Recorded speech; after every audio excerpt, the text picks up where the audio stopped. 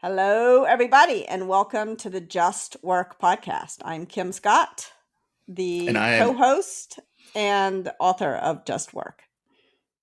and I'm Wesley Faulkner, the co-host and senior community manager and DevRel professional.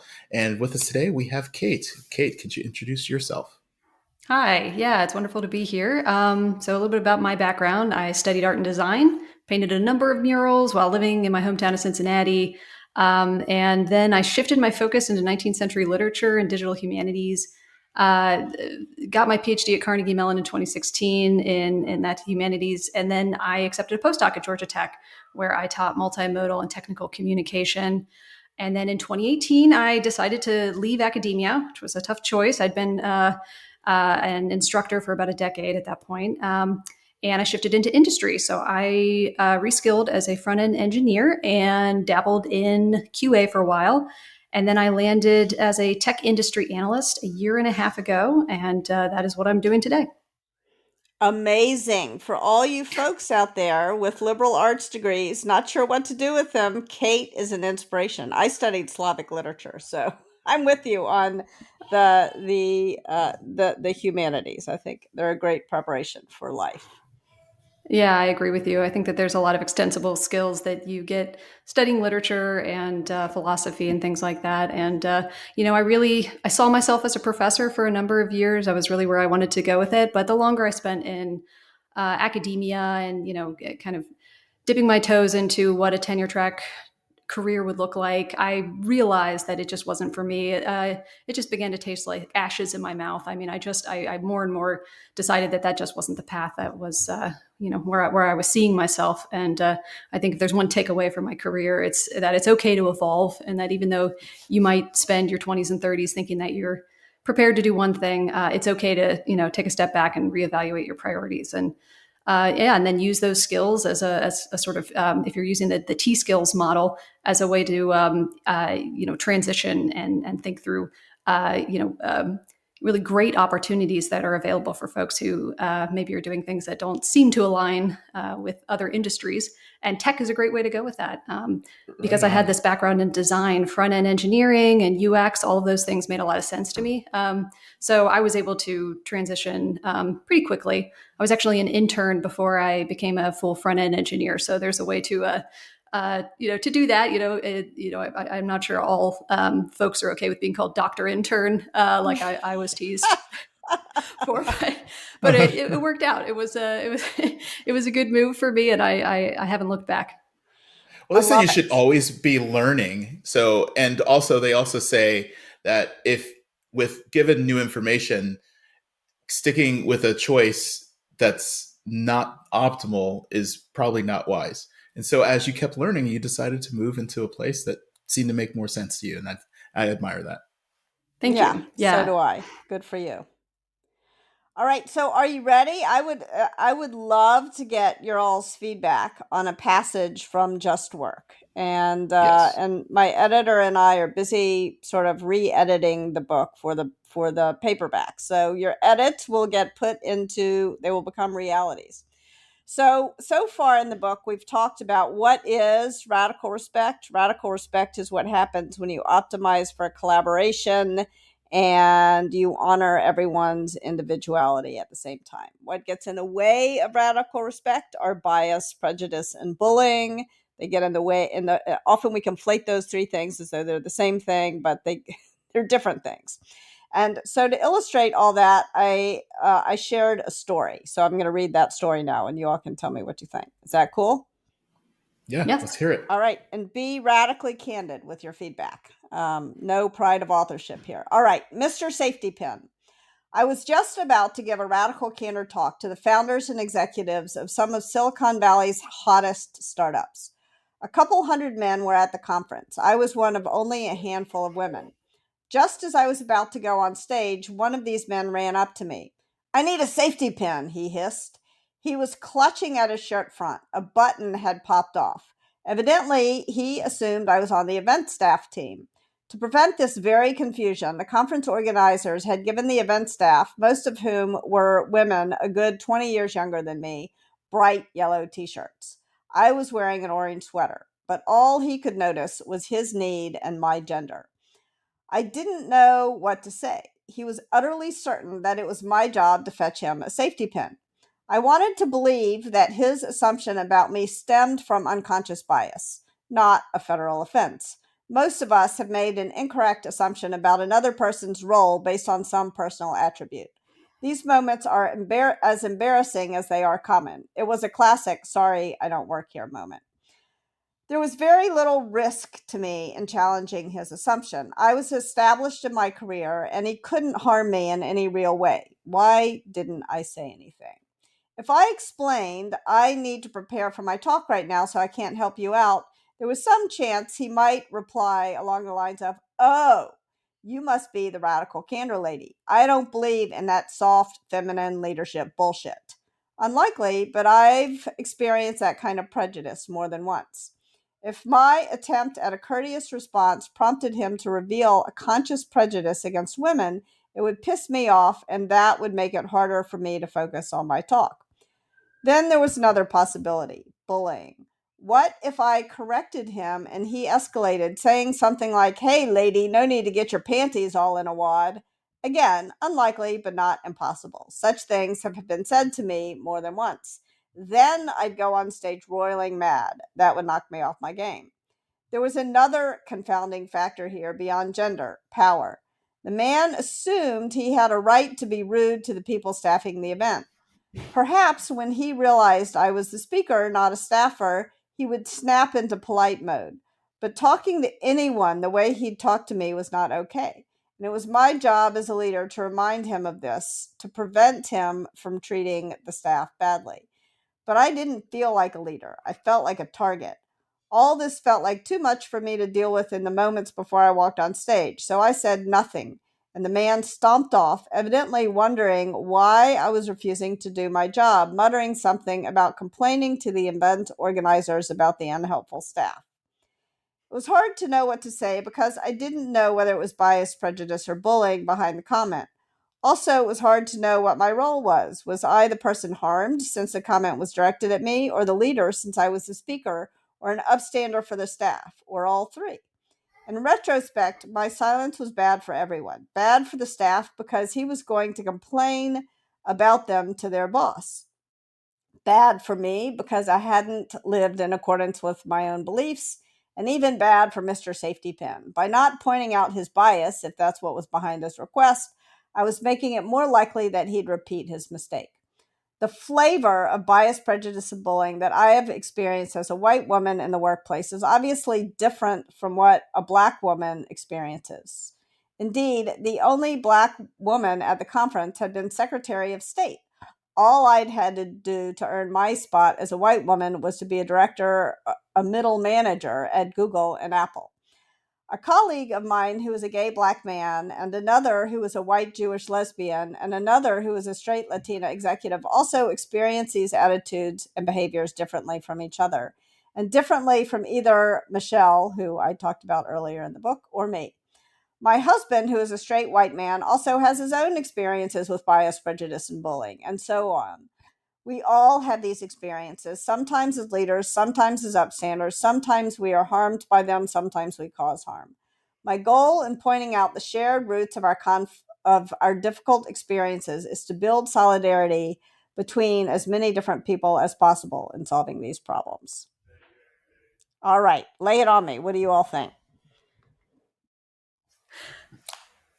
So I guess my first question is, what sort of feedback are you looking for here? Like, do you want to talk about the experience, or are you interested in like how you're telling that particular story? Both. I mean, just whatever sort of jumps to your mind. It's always interesting to me what people think when like the second hardest thing about writing is getting into my head, but the hardest thing about writing is getting back out and and hearing Okay. what other people how other people respond to what I've written in any way, shape, or form is really helpful. Okay. Well, if I can go first, I guess I would say the safety pin story resonates because it reminds me of the spinach story, which is usually the go-to example when I ask people if they've read Radical Mhm. Candor. Mm-hmm. So it seems like, he had spinach in his teeth by losing Yeah. the button. at this very Yes. important event. And so you are not being radically candid with him, I guess, by not helping him to acquire a new button or, fix this Yes. wardrobe malfunction. So it's kind of interesting in that way. However, I also suffer from stage fright, needing to spend time to prepare. So I certainly understand where you're coming from, and the bias that is revealing, just in terms of the assumption that you couldn't possibly be an important person on this panel as well. Is maddening. I mean, this is the sort of thing that was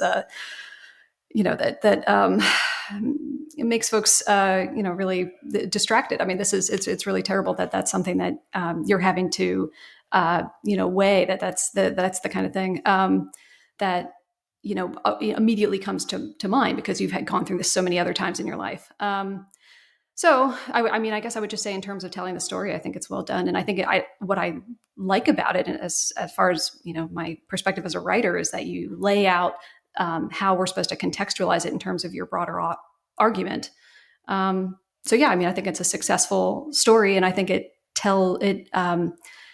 dovetails well with the broader sort of ecosystem of stories, in the way that you're approaching leadership and compassion for folks in industry, creating a healthy work environment, and sharing moments where you can see some good and some bad coming through. That there's a sort of different approaches to what happened, and you're kind of reflecting on them and thinking, like, what are the lessons that I can take away from this? Thank you so much. That's really helpful. It's so interesting when you said it's like the spinach in the teeth moment. I was thinking it was the bias that was the spinach in the teeth, not not the popped shirt. The button. Yeah. Yeah. Because I mean, I feel like it may be my job to tell someone that they have spinach in their teeth. It's not necessarily my job to go and buy them a toothbrush or a toothpick. But I don't know. What do you think? You think I owed it to him to help him find a safety pin, even though, like, there were other people whose job it was to do that, and it would have, like, I was literally going on stage in 2 minutes. Maybe I should have been more helpful. I don't know. What do you think? What do you all think? I was thinking about another author that I admire, Brene Brown. She talks a lot about vulnerability. And when she talks about vulnerability in terms of relating to other people, that there is a level of vulnerability based on your relationship with the person you're talking to and talking with. That you can't just go to a grocery store, go to a random person and tell them all your problems. That's kind of like unsettling. It scales with the relationship as well. And this person, I feel, you didn't necessarily have a relationship with this person. And so that there is a thought about effort and effectiveness. And so you would, especially if it's going to flub your talk that you're about to go on stage for, the effort you would need to put into that, and the repercussions they would have to deal with could be high, but the effectiveness of, if you did, would be low. And so it's a value calculation on whether or not, am I going to do this and will I get rewarded? And so, for using that type of equation, to me, I felt you did not owe it to him, because yes, you would have been really true to your values, true to the thing that you say that you should do, but at the harm it would cost, I think, if you think of the universe, I think more harm would be created rather than more effectiveness would have been done. I understand regret. Like I hear the regret in that statement of, like, I should have, and regret is a powerful, powerful drug that causes you to, like, rethink and replay and try to figure out how would you do different. And that's what it's for, right? That's what it's made for. But I think in this case, I see the magic scenario is like, oh my gosh, I am so sorry. I was being really rude.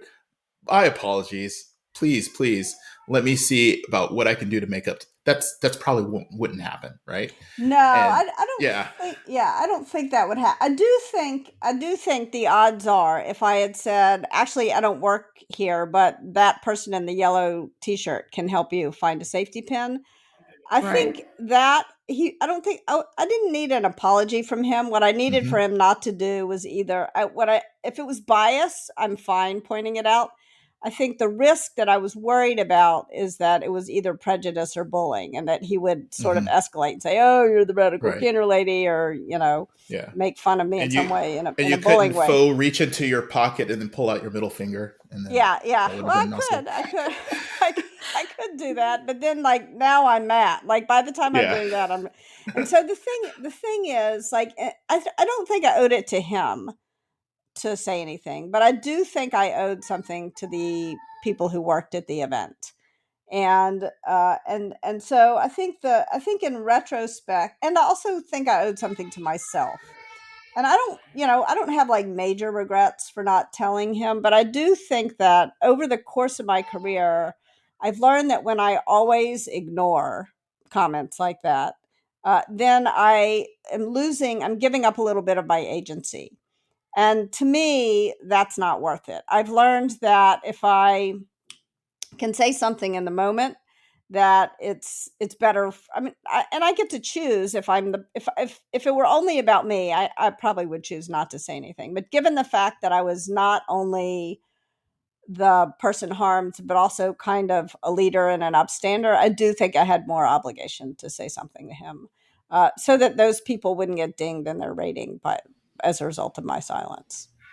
Well, I think just in terms of telling that story, then, when I was imagining this scenario happening from your reading, I was imagining just you and him kind of in an empty setting. And it sounds like there were a lot of other people that this man could have approached. And I think maybe mentioning that as like you were surrounded by people, many of them had on the t-shirts that signified that they worked there, and he chose to talk to you. That to me is a more Yeah. compelling framing of this, because that is not what I envisioned at all. I didn't realize Oh, that it was that's like good. obvious that there were other people there. Yeah. That is good. Okay, I've Okay. got some edits. Thank you. Good. You're One welcome. other thing, like going back to the equation thing, there could have been some other things that you could have done that would have changed the balance. For instance, if you either talked to him or talked to the organizers after you spoke on the stage, Yes. would that also have been, because it would have lowered the risk of you being in a place where it could alter your mood or your delivery of your talk, and but still be effective in terms of still upholding your values? Do you think that would Yes, have been an that's option for yeah. him? That's what I should have done actually, now that you mentioned that. It never occurred Hmm. to me. But part of the way that I go through the world is that I do things right away, because if I have to add something to my to-do list, it adds to my stress. But yes, I Yeah. think that's a case where it would have added less stress to add it to my to-do list. Okay, Wesley, now I know what I should have done. Never thought of, I know it sounds ridiculous, but I never thought about talking to him after the talk. Hmm. Or at least sending a note to the organizer saying this person was not very nice. So if you get a complaint from the staff, realize, let's put it in Yeah. context that their demands were kind of outsized of what Hmm. should be from a speaker Yeah, at that yeah, and conference. also he thought the staff was brushing him off, but it wasn't the staff, it was me. So, Right. Yes. cool. All right, so that is very helpful. Any other thoughts on that, or should we move on to Kate's story? Let's hear Kate's story. I don't have anything. Kate, are you ready? I think I'm ready. Yeah. So I guess I would just frame this by saying I've been thinking a lot about skilling. It's something that's very deep within my own biography, and I'm also working on a book project, which I'm thinking I'll call it upskilled, which I kind of like how that sounds, because of course we're always learning, and so the idea of past Yes. tense upskilling I think is kind of a neat way of framing it. So Have you um, thought about radical skilling? Just putting that out there. I think I might get slapped with a copyright issue there. No, not, I do not own radical reskilling. Radical reskilling, yeah, yeah. No, I mean it just integrates with everything that I've been doing as an analyst for sure. I've done a larger research project interviewing a lot of our clients and other folks in the tech space about certification programs and like learning subscriptions. It's just such a big part of like PLG sales motion and the way that we're doing more self-service in terms of getting developers onboarded to these technologies. So the importance of an education portfolio for our clients and for others in this space is just it can't be understated. It's really so because I have a background in academia, it's something that's been of particular interest to me. And one of the first blog posts I wrote was actually on the idea of accreditation. And I said, I come from, more formal academic, setting. And to me, I was like, it's like the foxes guarding the hen house with all these certifications provided by the vendors themselves. So, all that is to say that I've been thinking a lot about what it means to skill and what it means to put a badge on something. That badging is such a big deal now. You attend a seminar and you get a badge for that, like this is your accomplishment. So I just think all of that's just extremely interesting. But it's made me reflect on my own experience, both as an academic and when I reskilled into front end web development. And so I guess the story that I would tell there has to do with when I was this front end engineer, and I was working for a digital marketing agency, and I began as an intern, which is a sort of exciting way to begin. And I had interviewed at a number of predatory companies where they were looking for interns as like cheap labor. And I knew from, my background in skilling for, half of my life that I wanted something that was a little more formal, that I wanted to have a sort of structured experience where I was able to learn from folks who had been doing this for a long time and have a mentorship hierarchy where I'm working with more established developers. And so I joined this team, and I'm, super excited, and I get, I progress into being a junior front end engineer. And they don't really do the juniors at my job, but so I'm a front end engineer, and I'm so excited to be using my skills, and I'm pairing with these wonderful developers. I'm learning a ton. I've thought a lot about how, if you do sort of boot camps and things, you don't always get that sort of brownfield experience. Well, I got it at my job. I learned a lot about version control, and I learned about, sort of more legacy projects and trying to maintain those. So I'm just taking it all in. It's so different from what I'd been doing for the past decade. And I'm, just trying to maintain that sort of humility and that excitement, trying not to be overwhelmed. But, I was doing it for a while now, and I approached my, my manager, and I said, how do I, when am I going to, be able to take on a project on my own instead of just sort of supporting the other front end engineers? And he said, well, I can't tell you when, but I'll know it when I see it.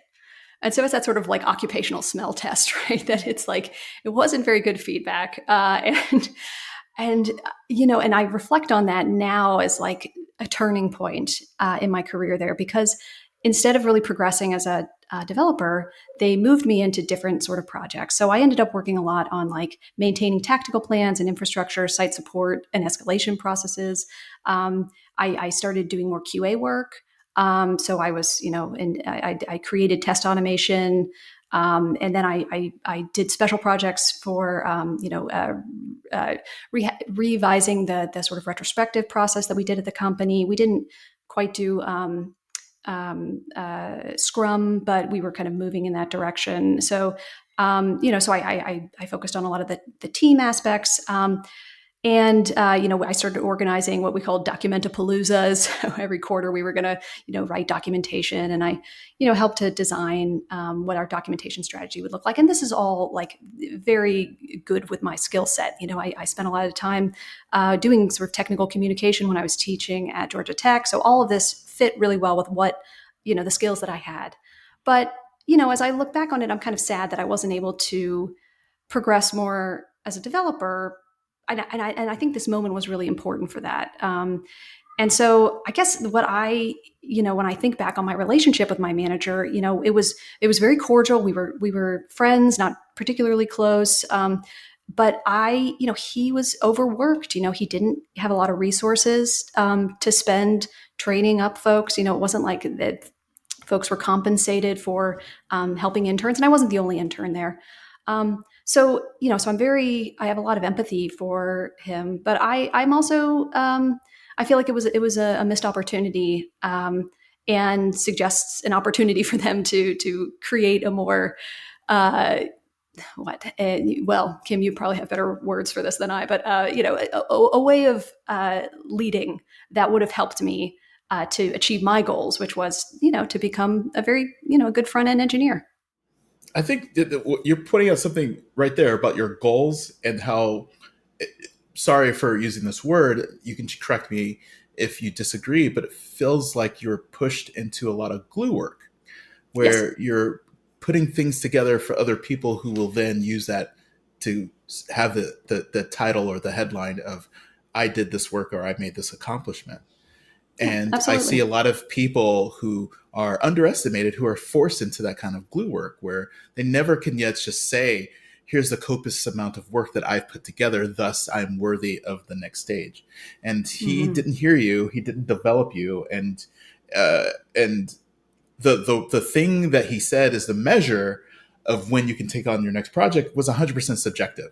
I know it when I see it, rather Yeah. than giving you um, some challenges at the time where you're still discovering where your edges are. Like, what is the upper bounds Yeah. of your potential? And you were never able to be challenged. And that limitation I see in several different types of companies. And it's kind of sad that, especially, you have a wealth of experience. You're not coming in green. All right, Kate. So you wish you had spoken to your manager because it sounds to me like your manager was giving you BS feedback. I'll know it when I see it. Really tell you what to do differently. I'm just going to say that. Yeah.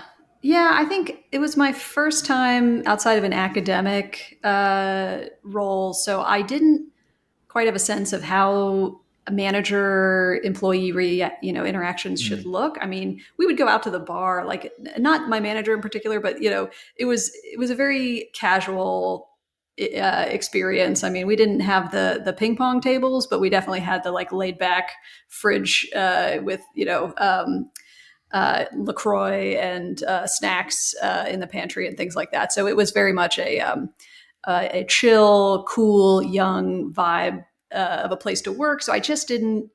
I felt like that feedback was probably fine, and it was on me for not being a good enough engineer. And so now I'm recognizing that there probably was some opportunity for him to improve, to help me to improve. But yeah, so I at the time I didn't realize, but I yes, I should have spoken to him and pushed the issue.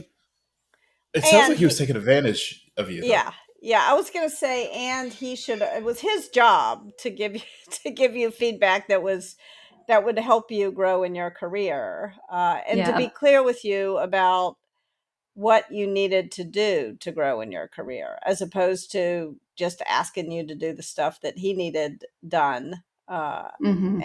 And there's a question of why he chose you for certain tasks. I mean, I'm reading some bias into this story, but I don't know. How did you feel, Kate and Wesley? What are you? Is your spidey bias sense going off? It is for me because the feedback you got is I'll know it when I see it, not that you weren't like not that you were doing inadequate work or you needed a lot of improvement. So it feels as if it was extremely satisfactory to the point where you kept getting more projects, but not the projects that you wanted and not the growth that you were expecting and not the nurturing that you needed. So to me, it felt as if you're pigeonholed into doing glue work. And to me, the people who do the glue work are the people who don't deserve the spotlight. And it sounds like that is what was kind of said in his own way. Yeah, I think that's pretty much how things went there, and I now recognize that's what was going on, and I at the time I was just happy to help. I was sort of just trying my best to make sure that the team was running well because we were always so overworked. There were so many projects going on at one time, and we were always trying to put out fires. So I didn't want to be a burden on the team by really pushing for what I needed because I felt so guilty about not being, a star engineer in my junior role. I mean, I think that that's pretty common, but yeah, doing documentation, that's something I can step right into. If that's what we need, okay, here, let me jump in. But I would also say that the way that managers, became managers at my at that place was that there was that they had been there the longest. So it wasn't necessarily that he wanted to be a manager. It was just that he was the last one standing. So and I think that he was more interested in the sort of technical leadership role. Like he was interested in going to meetings with clients and making sure that we could, do the work that they needed, rather than doing the sort of people managing. And that's a sense that I got. I've never heard him say that, but that seems to be, it seems to resonate with this experience that I had. Yeah, I think that happens all the time. People who don't really want to be managers get promoted into it, but if they accept the job of manager, then it is their job. He's getting paid for it, whether he wanted to do it or not. Is another matter. Sorry, Wesley, I interrupted you. Oh, no worries. I was just wondering, like just to piggyback on what you're saying, you're there the longest, so thus you're the manager. Like you're next to the server room, thus you're the head of IT. It's also the question is, what is the reward structure? What are they incentivizing for this manager to do? And it sounds like not grow their people. It's just to make sure things don't blow up, basically. I think that's true. Yeah, I think that's accurate. And so it is this person that is part of the problem, but it sounds like it is a systematic issue as well. So the system that created this and supports that is some of the things that I see replicated and duplicated at a lot of these different places. Oh, and before I forget, this was nagging me, so I just wanted to make sure I say this. For those who are not familiar or not in the tech space, PLG stands for product-led growth. And that is if a product itself is the mechanism where you gain more users. So if you've heard of a freemium model where people download something and then they can upgrade, that is because it's so good and they want these extra features. That was what PLG and PLG Motion is for. Sorry, I just wanted to make sure that for those who aren't in the marketing word or technical space, that's a part. Little explanation. There's another thing about your story that's interesting to me, Kate. If I can name the biases that I see, and two of them feel like you were really getting it going and coming. So you were doctor intern. So you were probably older than some of the people who were there. I was. And at the same time, you were newer. Like you were new. And I think that very often people early in their careers experience some one form of ageism, and people who are older experience a different form of ageism, and you were getting both at the same time. Which is rough. And I'm guessing that you were one of few women. There probably were more engineers who were men than who were women at that company. Is that right? That is right, but it was more balanced than other places. So that wasn't quite as glaring, just in my experience with other engineering teams. But yeah, I agree. I mean, I was 35 at the time that I was the intern. And I believe, I mean, most of my colleagues, just in terms of, just the non-managers were, I think, not even 30 yet. A lot of them were in their late 20s. Yeah. If you could do something different, what would you change? What would you have done differently in that situation? I think I would have pushed more on I think I would have kept bringing it up and just saying like, where do we stand on this? And, still do the sort of documentation work that they were asking for and still try to help out with the projects that they needed help with, but maybe make a bigger fuss about it. And but again, what I'm on the fence about is whether or not I needed to have had more structure in terms of my own reskilling before I jumped in. When I talk to folks about reskilling, like, moving from a humanities background into tech, I talk to them about the sort of pros and cons of different routes because, boot camps are not cheap. Certifications are not cheap. And so, do you really, after, spending all this money on your, first career, do you really want to like pause your life? If you have children, pay for childcare while you really devote yourself to learning, or do you want to do this on nights and weekends and try to, make it part of your own, integrate it into your life in a more, a less invasive way. that you can then, even though it maybe takes a little longer, but then you can become an intern and sort of work your way up.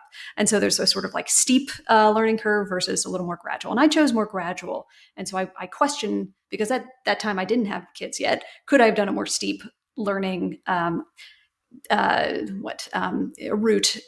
and maybe have been in a better position to have become a better coder once I got that internship. I'm not sure. That's where I second guess myself, and I still don't have an answer to that. I don't know. I don't know what the smell test was. I don't know what he was looking for to this day.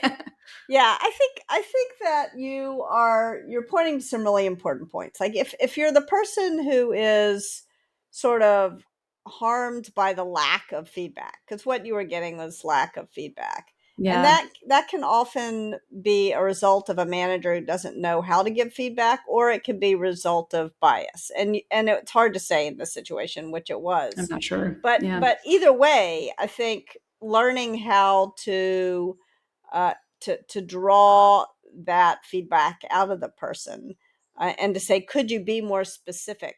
Like, my goal is to get promoted to this role. What do I need to do for you, and for the team, to prove that I can do that job? And I think sort of, even though in an ideal world, which this world never is, he would have known how, his leadership would have taught him how to be a manager and taught him how to give you that feedback. But you can also take the reins and pull that out of him. Right.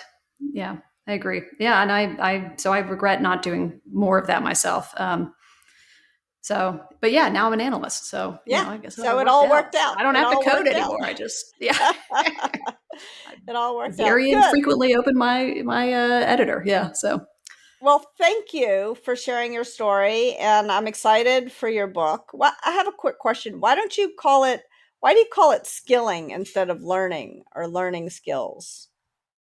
Is there something? So instead of upskilled, call it, what was your suggestion? Just It was learning. just learning. Learning new skills. Yeah.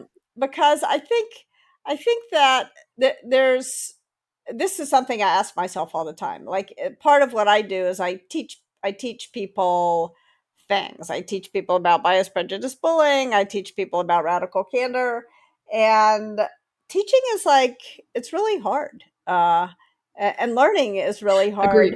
And there's more art than science to it.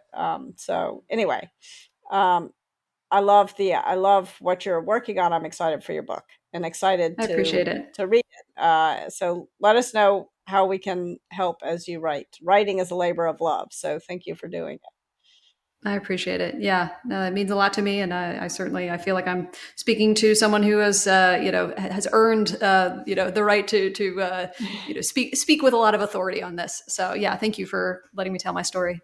And if you ever do a podcast about the book that you just wrote for different sections, maybe if you get some inspiration, we will gladly appear on your podcast to talk about it. I love it.